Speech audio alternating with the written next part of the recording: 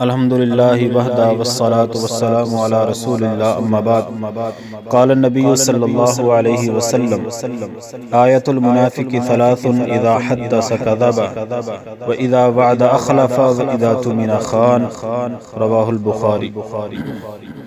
محترم سامعین حضرات، نبی مکرم جناب محمد الرسول اللہ صلی اللہ علیہ وآلہ وسلم نے فرمایا کہ منافق بندے کی تین بڑی علامتیں ہیں۔ ان میں سے پہلی علامت اذا حدث کذب، جب بات کرتا ہے تو جھوٹ بولتا ہے، بد زبانی کرتا ہے، زبان کو غلط استعمال کرتا ہے۔ نمبر دو، واذا وعد اخلف، جب اس کے ساتھ وعدہ کیا جائے تو وعدے کی مخالفت کرتا ہے، وعدے کی پاسداری نہیں کرتا۔ نمبر تین، نبی علیہ السلام نے فرمایا اذا اؤتمن خان، جب اس کے پاس امانت رکھی جائے تو امانت میں خیانت کرتا ہے۔